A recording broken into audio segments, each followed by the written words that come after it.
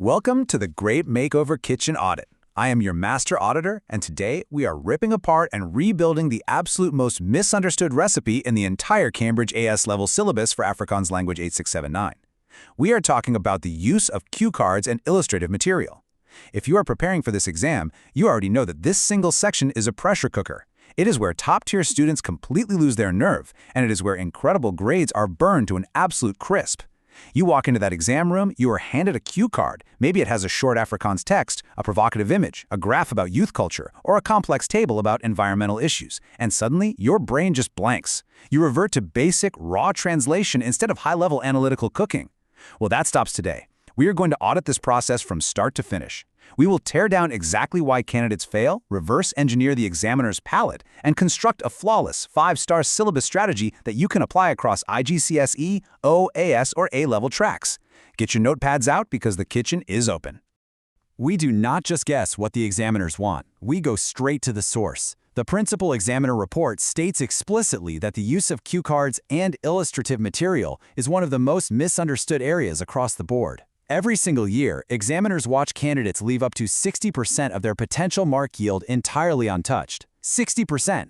Why? Because of two major kitchen disasters. To demonstrate this, I have brought two mock apprentices into our digital kitchen workshop today, Alex and Sam. Now, Alex represents the first fatal error. Alex is a dumper. Alex looks at a cue card about, say, technology in schools, panics, and just dumps massive, unorganized piles of raw, unanalyzed factual definitions onto the page. There is no cooking happening, it is just a list of Afrikaans words pulled straight from the prompt. Then we have Sam. Sam represents the second fatal error. Sam writes beautiful, flowing, highly descriptive, and poetic sentences. But Sam's sentences are entirely empty. They completely miss the core command words demanded by the question. Both of these approaches result in a sour, failing response. We need to bridge the gap between raw data and beautiful execution, and we are going to fix that right now.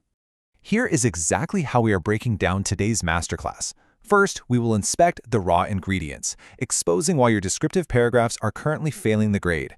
Second, we move into the recooking debate, where we put Alex and Sam on the clock to rebuild a broken thesis statement under extreme pressure.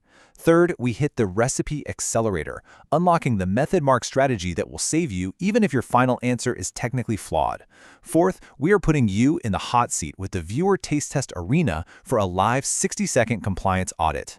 And finally, we finish with 5-star plating, giving you the ultimate 3-rule checklist to take into the exam room. Let's get to work. Act 1. The raw ingredients. It is time to run the red digital pen through a failing response and see exactly where the sour notes are coming from. Let's look at a high-tariff past paper question alongside Alex's notoriously flawed student response. I brought Alex up to the dashboard and pointed out exactly why this response was flatlining. I told Alex, you are completely ignoring the 3 cognitive assessment domains. Listen to me closely, because these 3 domains are your master recipe. Domain 1 is knowledge and understanding. Domain 2 is critical analysis. Domain 3 is evaluation. When Alex gets a cue card showing a graph about modern youth communication, say social media cobride under teenagers, Alex just writes down, the graph shows teenagers use social media a lot. That is nothing but basic knowledge and understanding. It is raw flour. You cannot just serve raw flour and expect a Michelin star.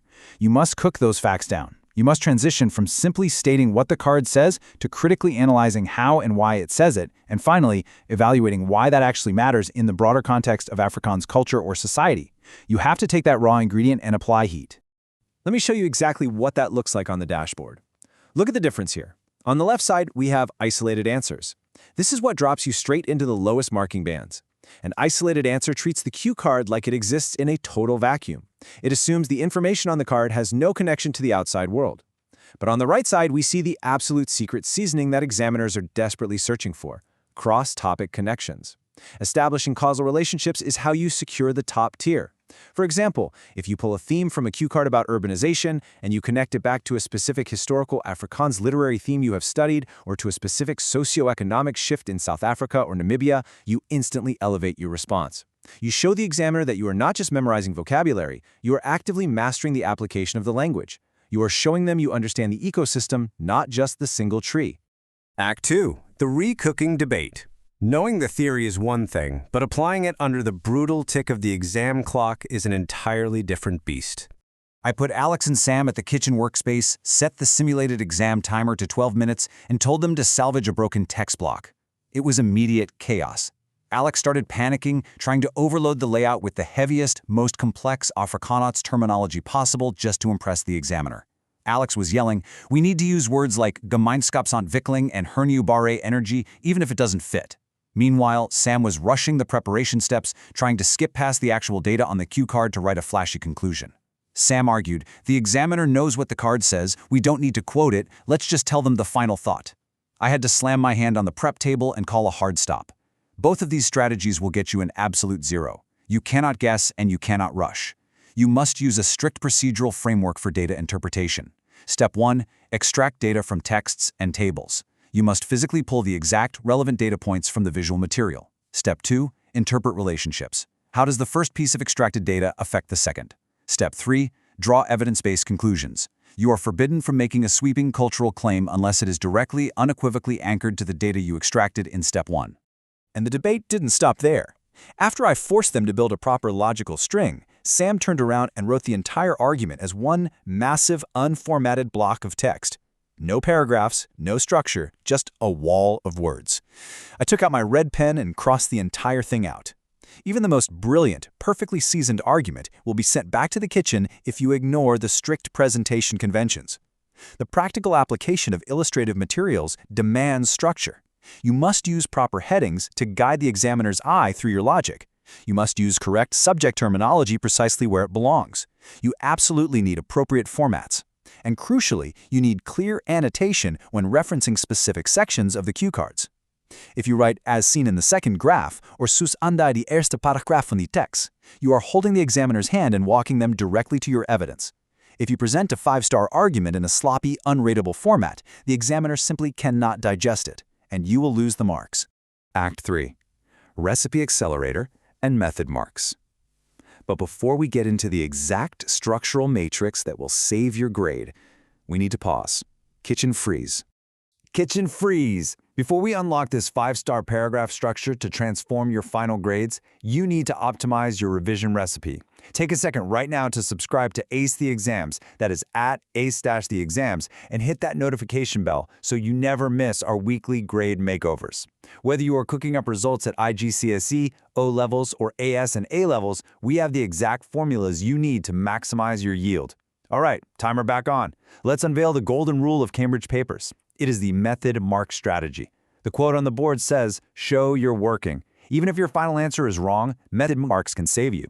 This is absolutely critical for the use of cue cards. Examiners award massive, vital marks for the process itself. They are actively looking to reward systematic, evidence-based reasoning. Let's say you misinterpret a tiny, nuanced detail on the Afrikaans cue card. Your final conclusion ends up being slightly off base. But if your analytical process, your data extraction, your comparative logic, your paragraph structure is flawless, you still capture the majority of the marks. You are rewarded for thinking like a high-level scholar, even if the final dish is slightly imperfect. So, how do you ensure your process is flawless? When I saw Alex and Sam's evidence links dropping out mid-paragraph, leaving their text totally raw, I introduced them to the problem-solving matrix. This is your recipe accelerator. Whenever you feel your argument stalling, force yourself through these 4 steps. First, identify given information. Literally point to the card and ask, what is objectively true here? Second, break your argument into logical steps and solve. Do not jump from A to Z. Go from A to B to C. Third, check reasonableness. Take a step back and ask yourself, does my interpretation actually make sense within the realistic context of the Afrikaans passage or image provided? If you are claiming a picture of a bicycle represents the total collapse of modern transport, that is not reasonable. Scale it back. And fourth, make justified recommendations. Every single claim you make must be justified by a specific piece of evidence. If you follow this matrix, you flawlessly blend your raw facts with your top-tier evaluation every single time. Act 4. The Viewer Taste Test Arena. I am taking the training wheels off and handing control over to you. It is time for a live compliance audit challenge. Your first challenge is mastering the visual ingredient scan. When presented with a complex source data chart or a text case study, you cannot just list what you see. You have to execute a comparative analysis. Think about how top-scoring candidates do this. First, they identify similarities and differences. They don't just look for what matches, they actively hunt for the tension, the discrepancies. Second, they use specific comparative connectives in their Afrikaans writing. They use phrases like "on the ene kant" for "on the one hand," or "in tegenstelling met" for "in contrast to." These phrases literally signal to the examiner that high-level cognitive processing is happening. Third, they support every single comparison with direct evidence. And finally, they draw conclusions on relative importance. They don't just say two things are different. They tell the examiner exactly why one difference matters more than the other in the context of the prompt. Let's move to Challenge 2. I want you to spot the poisoned sentence. I'm going to read you a flawed, medium-tier sample student response paragraph. I want you to locate the exact line where the logic drops and destroys the entire overall score. Imagine you are reading an essay about a cue card showing a shift in local dietary habits. The student writes, Die illustratie wijst dat meer mensen kitskoos eet. This is as gevolg van bezige leefstyle. This event clearly caused a massive shift in local traditions and the total abandonment of cultural heritage. Daarom moet ons terugkeer naar our tradities. Did you catch it? Where did the logic drop? It drops exactly at the absolute, massive claim about the total abandonment of cultural heritage. The student took a basic fact about fast food, made a massive catastrophic claim about cultural abandonment, and offered zero specific evidence from the text or image to back it up. That lack of structural precision poisons the entire essay. It breaks the logic string. You cannot make a macro-level claim without micro-level evidence. Now, let's look at the dashboard where I have extracted the top 3 examiner warnings directly from Cambridge Principal Examiner reports.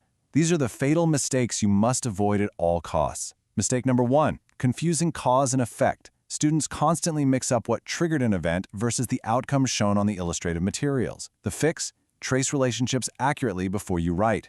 Mistake number 2, forgetting format and presentation. As we saw with Sam, brilliant ideas get completely lost in terrible formatting. The fix is to apply strict conventions relentlessly. Mistake number 3, ignoring specific context. Candidates often try to memorize a generic, rehearsed answer about technology or the environment and just paste it onto whatever cue card they get. Examiners hate this. The fix is that you must tailor your answers to the exact, specific scenario presented on the card in front of you. To make sure you never forget these presentation checks during the immense heat of a high-tariff exam, I am giving you a quick memory hack. When the clock is ticking down and the pressure is on, it is so easy to freeze and forget your conventions. So create a mnemonic using the first letters of key terms. We need to remember headings, terminology, formats, and annotations. HTFA. Let's use the phrase, hot tasty food always. When you hear the invigilator announce that you have 5 minutes left, you do not just sit there. You do the hot tasty food always scan. Did you use your headings? Is your Afrikaans terminology accurate? Is the overall format correct for the specific task? And are your data references clearly annotated? Running this simple scan ensures you do not bleed out easily avoidable marks right at the finish line. Act 5, the 5-star plating. It is time to bring it all together. After running Alex and Sam through the absolute ringer, they finally sat down and rebuilt their paragraph line by line. They extracted the exact data. They used comparative connectives. They anchored every single cultural claim to a specific annotation from the Afrikaans cue card, and as they read it aloud, we watched the Michelin dashboard meters max out to a perfect 100% score. They finally cooked a 5-star response. I'm going to distill this entire chaotic kitchen session into 3 universal grade rules that you must take into the exam room. Rule number 1, the 3-step ingredient prep, which is your decoding. Deconstruct the question, extract the data, and select your analytical framework before your pen even touches the paper. Rule number 2, the heat control formula, which is your timing. Paste your arguments systematically through the problem-solving matrix so you never rush the logic or overcomplicate the phrasing just to sound smart. Rule number 3, the pass line review, your checklist. In the final minutes, verify your results, check your formatting using the HTFA mnemonic, and ensure those top-tier cross-topic connections are shining clearly through the text. So, I leave you with this final question. When you look at your next practice essay, are your cross-topic connections clear? The next time you are handed an Afrikaans cue card, ask yourself, are you just acting like a human dictionary translating what you see? Are you truly evaluating its cultural weight and analytical depth? Mastering that difference doesn't just push you past the pass line, it proves genuine, elite fluency and analytical skill. That is how you dominate the Cambridge syllabus. Now it is your turn to execute. Take a second right now to subscribe to Ace the Exams, that is at Ace-the Exams. Click that notification bell for our weekly grade masterclasses, and go to the comments below right now and tell me exactly which Cambridge subject and level, IGCSE, O, AS, or A level you are preparing to conquer next. Class dismissed, get back to the kitchen and start cooking up those grades.